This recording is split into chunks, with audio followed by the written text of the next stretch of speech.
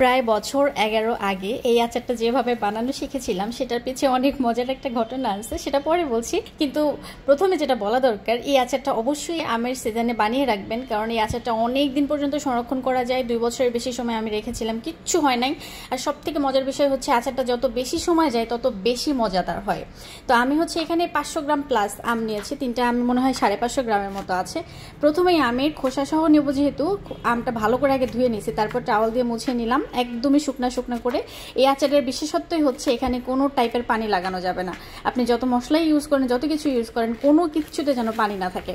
কাটতে কাটতে দেখেন আমের মধ্যে পোকা বের হয়েছে। যাই হোক, আমি এই অংশগুলো ফেলে দিলাম। এরপরে হচ্ছে আমগুলোকে এভাবে টুকরা করে নেওয়ার পর একটা প্লেটের মধ্যে নিয়ে নিচ্ছি। প্লেটের মধ্যে নিয়ে আমি একটু হলুদ মাখিয়ে এটাকে ভালো করে মাখিয়ে নিলাম। এরপর একটা বড় চালনিতে দিয়ে আমি এটা হচ্ছে সারাদিনের মতো রোদে রাখবো, সকাল থেকে বিকেল পর্যন্ত রোদ যতটুকু লাগে। তো তারপর হচ্ছে আমি এখানে মরিচ, তারপর হচ্ছে কিছু মশলা নিয়ে নিচ্ছি, 5 ফোড়ন নিয়ে নিচ্ছি, রসুনের কোয়া নিয়ে নিচ্ছি। এখানে হচ্ছে আমি তেল দিয়ে দিলাম 1/3 কাপের মতো। তারপর হচ্ছে একে একে আমি রসুন কোয়াগুলো দিলাম, তারপর আস্ত শুকনা মরিচগুলো দিলাম, তারপর 2 টুকরা দারুচিনি, সাদা এলাচ, তেজপাতা এগুলো দিয়ে দিলাম। দিয়ে এখন একটু ভেজে নেওয়ার পর আমি হচ্ছে 1 টেবিল চামচের মতো ওখানে 5 ফোড়ন দিয়ে দিচ্ছি, 1 টেবিল চামচ আদা রসুনের বাটা দিয়ে দিচ্ছি, আর এখানে 1.5 টেবিল চামচ দিয়ে দিলাম হচ্ছে সরিষা বাটা। অবশ্যই এই বাটা বুটা যেগুলো করবেন সেগুলো অবশ্যই পানি লাগাবেন না, ভিনেগার দিয়ে আপনারা ব্লেন্ড করে নেবেন। তো ওই মশলাগুলো ভালো করে ভেজে নেওয়ার পর আমি হচ্ছে আমগুলো দিয়ে দিলাম। আমগুলো দিয়ে আর একটুখানি ভেজে নিলাম 1-2 মিনিটের মতো। তারপর হচ্ছে এখানে 1.5 চা চামচের মতো লবণ দিলাম, আর যেহেতু আগে হলুদ মাখানো ছিল সেহেতু 1/2 চামচ আমি হলুদ দিছি। তারপর 1.5 চা চামচের মতো আমি মরিচের গুঁড়া দিলাম, তারপর 1.5 চা চামচের মতো ধনের গুঁড়া দিলাম, আর হচ্ছে 1/2 টেবিল চামচের মতো আমি জিরার গুঁড়া দিছি। তো এই মশলাগুলো এভাবে দেওয়ার পর এগুলোকে সুন্দর করে এখন মাখিয়ে মাখিয়ে জাল করতে হবে। মানে আমি চুলার জালে কিন্তু মিডিয়ামে রাখছি, হাই হিটে দিই নাই।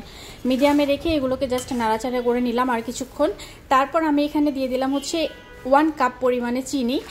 মিষ্টির পরিমাণটা আপনাদের পছন্দ মতো দিতে পারেন, তবে আমার পছন্দ হচ্ছে এই আচারটার ক্ষেত্রে একটু টক থাকবে, একটু ঝাল থাকবে, আর একটু মিষ্টি থাকবে। খুব বেশি মিষ্টি আচারটা ভালো লাগে না। তো আমি একটু আগেই হচ্ছে এখানে 1/4 কাপের মতো আমি ভিনেগার দিয়ে দিছি। তো এখন হচ্ছে এটাকে ভালো করে জাল করে নিতে হবে, আর একটু পরপর নাড়াচাড়া করতে হবে। বেশি নাড়াচাড়া করতে গেলে কিন্তু আমের ওই আস্ত ভাবটা থাকবে না, ভেঙে ভেঙে যাবে।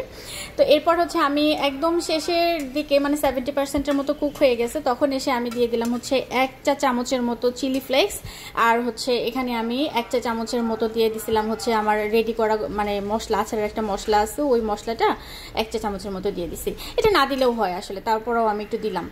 তো এরপরে হচ্ছে আর কিছু সময় জাল করে নিছি। এর মাঝখান দিয়ে কিন্তু আমি ওই যে মশলাগুলো দিছিলাম, আস্ত মশলা, সেগুলো কিন্তু উঠায় ফেলে দিছি। তো এই যে আমার আচার কিন্তু রান্না করা হয়ে গেছে। এটাকে ঠান্ডা করে আমি একদমই ঠান্ডা করে নিছি।